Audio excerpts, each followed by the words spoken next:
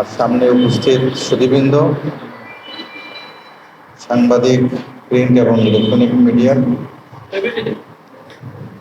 এবং যারা আমাদেরকে শুনছেন, আজকের এই অনুষ্ঠানটি মূলত স্বাস্থ্য বিষয়। আমরা সবাই আমাদের স্বাস্থ্যকে সুসংগঠিত করব, এটাই আমাদের অঙ্গীকার। এবছরের অঙ্গীকার হচ্ছে সুস্বাস্থ্যই হোক আমাদের অঙ্গীকার। সেই প্রেক্ষিতে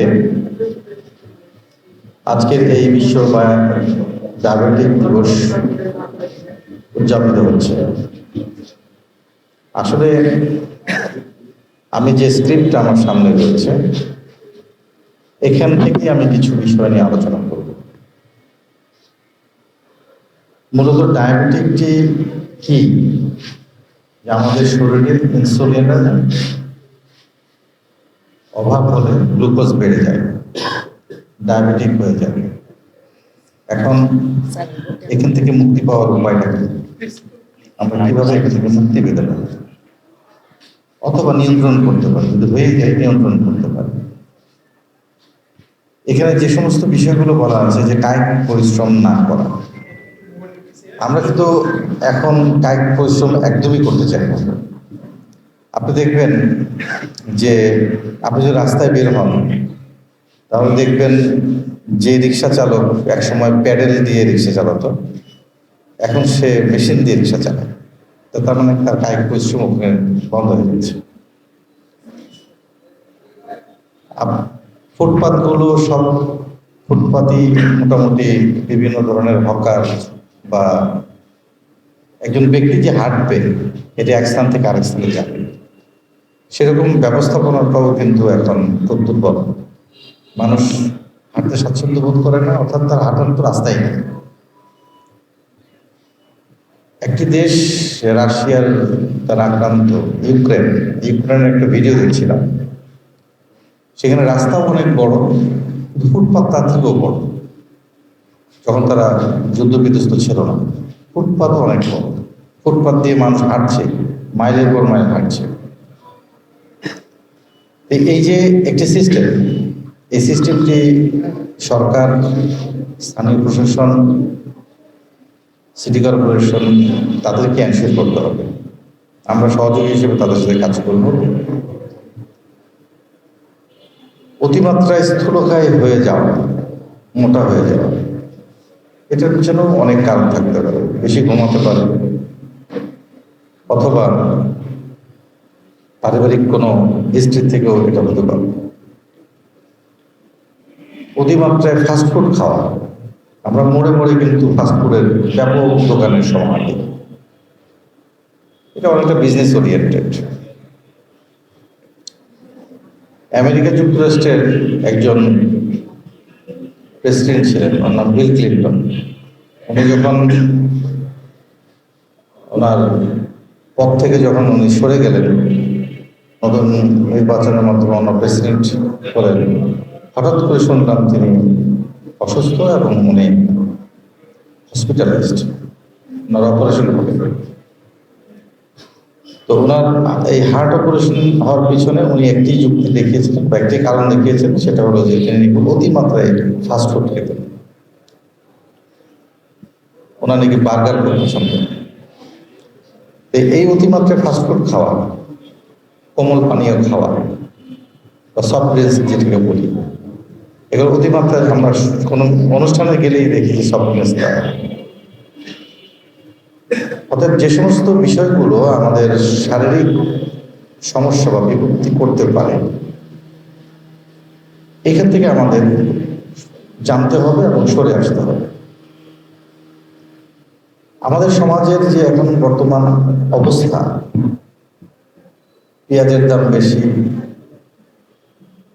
তারপরে সবকিছুর দাম বেশি। বাজারে গেলে যারা বাজার করেন তাদের মাথা সবসময় গরম থাকে। আর্থিক সংগতির সাথে অনেক সময় দেখা যায় যে তাদের বাজারের সংগতিটা হয়ে ওঠে না, প্রচন্ড মানসিক চাপে পড়ে যায়। সন্তানের স্কুলের খরচ, বাসা ভাড়া, দৈনন্দিন যে খরচ, বাজার খরচ, সব কিছু মিলিয়ে হিমশিম খেতে হয়। যিনি পরিবারের অভিভাবক, তাদের প্রচণ্ড মানসিক যন্ত্রণার মধ্যে তাদেরকে মাসের 1 তারিখ থেকে শুরু হয়, প্রতিটি দিন এভাবেই চলতে থাকে। একটি অতিরিক্ত মানসিক চাপের মধ্যে থাকা মানুষও কিন্তু ডায়াবেটিক আক্রান্ত হতে পারে। অতএব মানসিক এই চাপ থেকে আমাদের মুক্তি পাওয়ার যে একটি বিষয় বা একটি সিস্টেম বা একটি মানে এক্সারসাইজ কিভাবে করা যেতে পারে, এই জিনিসটাকে আমাদের রপ্ত করতে হবে। ধূমপান এবং মাদক বা তামাক, এগুলো তো ডেফিনেটলি আমাদের সবচেয়ে দুঃসহ একটি অনুসন্ধান। আমরা পুলিশের পক্ষ থেকে ইতিমধ্যেই ধূমপান এবং মাদক ব্যবহারের উপরে আমাদের ছোট বাচ্চাদের যারা ইউনিভার্সিটিতে পড়ে, স্কুলে পড়ে, তাদের ভিতরে সচেতনতা সৃষ্টি করার জন্য আমরা বিশ্ববিদ্যালয়ের কর্তৃপক্ষের নেতৃত্বে মিটিং করছি। গতকাল আমরা কবি নজরুল ইউনিভার্সিটিতে এই সংক্রান্তে একটি সমাবেশ করেছি। এই সমাবেশের মূল উদ্দেশ্যই হচ্ছে যে আমাদের সন্তানরা যাতে মাদক, তামাক, ধূমপান এগুলো থেকে সরে আসে, তারা যেন বুঝতে পারে যে এগুলো ক্ষতিকর প্রভাব। মাদের গর্ভকালীন সমস্যা, এটাও ডায়াবেটিকের একটি বিষয় হতে পারে। সবচেয়ে বড় যে বিষয়টা হচ্ছে যে বাবা মা বা রক্ত সম্পর্কীয় কেউ যদি ডায়াবেটিক থাকে, তাহলে 35 বছরের বেশি তাদের ডায়াবেটিক হওয়ার সম্ভাবনা আছে বলে এই বইয়ে লেখা আছে। আমার মা, উনিও সিভিয়ার ডায়াবেটিক রোগী ছিলেন। ওনার মাঝে মধ্যে একদম 22-23 এরকম হয়ে যেত, এবং ওনার অন্যান্য সমস্যাও ছিল।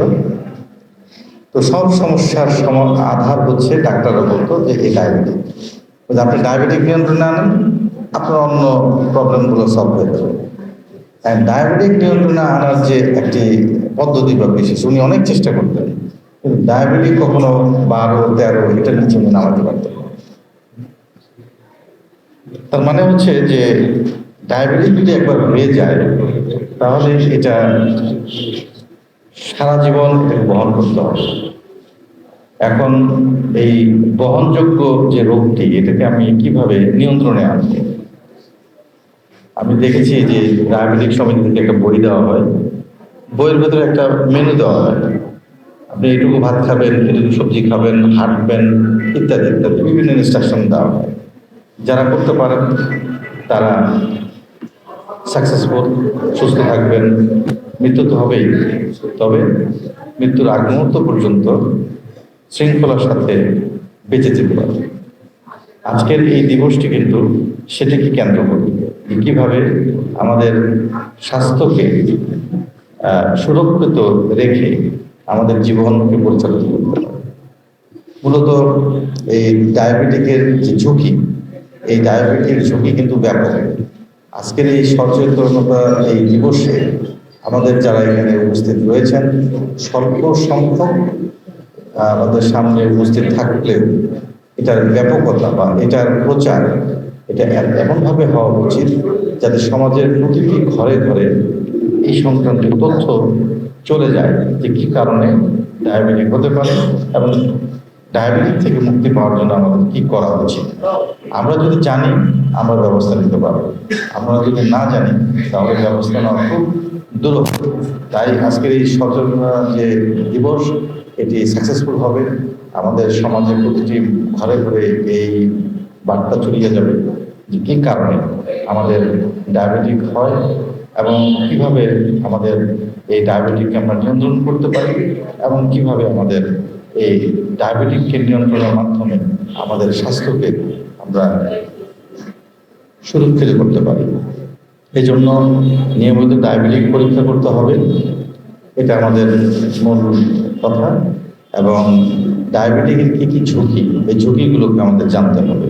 এবং আমাদের সুস্বাস্থ্য এইভাবেই আমরা নিশ্চিত করতে পারবো। আজকের এই ডায়াবেটিক দিবসের সচেতনতা এটা আমাদের প্রতিটি ঘরে ঘরে পৌঁছে যাক, এই আশাবাদ ব্যক্ত করছি।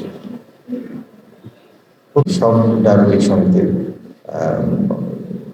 ভবন এবং যারা চালাতেন ডক্টর সবার সাথে আমার পরিচয় রয়েছে। তো যাই হোক, আজকে আমার মা বেঁচে নাই, এই কারণে হয়তো বা আমার এখানকার যে ডায়াবেটিক হসপিটাল এটাকে ব্যবহার করা যায় সম্ভব হবে না। তো আমার ইনশাল্লাহ ডায়াবেটিক নেই, এই জন্য আমার আসতে হবে না। তো ইনশাল্লাহ ডায়াবেটিক যেন না হয় সেই প্রচেষ্টা আমাদের থাকবে। আর যাদের হয়ে গেছে তারা নিয়ন্ত্রণ রাখবো, এটি হচ্ছে আমাদের আজকের এই সচেতনতা দিবসের প্রত্যয়। আর ডায়াবেটিকের যে জায়গা বা যে স্থানের কথা আমরা শুনলাম, আসলে আমি যেটা মনে করি যে বাইপাসের ওইখানে যে জমিটা আপনারা নিয়েছেন, এটা আমি জানি না রাস্তার পাশে কিনা। যদি রাস্তার পাশে হয় তাহলে হসপিটাল বা একটি উন্মুক্ত জায়গায় হসপিটাল হলে ওইটা আমার মনে হয় বেশি স্বাস্থ্যকর হবে বলে আমি মনে করি। আর যদি এখানে যদি কোনো সুযোগ থাকে, আমাদের যে পরিত্যক্ত সম্পত্তি রয়েছে, তাহলে অবশ্যই সে ব্যাপারে আমরা উপযুক্ত কর্তৃপক্ষের কাছে এই ব্যাপারে বলতে পারি যে হ্যাঁ, একটি ডায়াবেটিক এখানে যেহেতু একটি আমাদের দেশে প্রায় 1,31,00,000 লোক যেখানে ডায়াবেটিক নিয়ে বেড়াচ্ছে, অতএব তাদের সুস্বাস্থ্য নিশ্চিত করার জন্য আমাদের শহরের ভিতরে কোথাও একটা ভালো একটি জায়গায় কোনো হসপিটাল করা যায় কিনা। তবে হসপিটাল একটু মুক্ত জায়গা থাকেই ভালো। এটা ওখানে পাখির কলকা করে থাকবে, এখান থেকে সবাই সকালবেলা যাবে, ব্লাড দিবে, আবার ওখান থেকে হেঁটে হেঁটে আসবে। আমাদের সৃষ্টিকর্তা লিখে রেখেছে, সেটাই আমাদের হবে। আমরা যেটা ভালো সেটাই আমরা সৃষ্টিকর্তার কাছে আমরা চাইব। যাই হোক, আজকের এই অনুষ্ঠানে ডায়াবেটিক সমিতির পক্ষ থেকে আমাকে এখানে আলোচনা করার জন্য বা কিছু বলার জন্য আপনারা যে সুযোগ করে দিয়েছেন, এর জন্য আপনাদেরকে ধন্যবাদ জ্ঞাপন করছি। আর যারা আমাকে ধৈর্য সহকারে শুনলেন, তাদেরকেও আমি আমার পক্ষ থেকে ধন্যবাদ জ্ঞাপন করছি।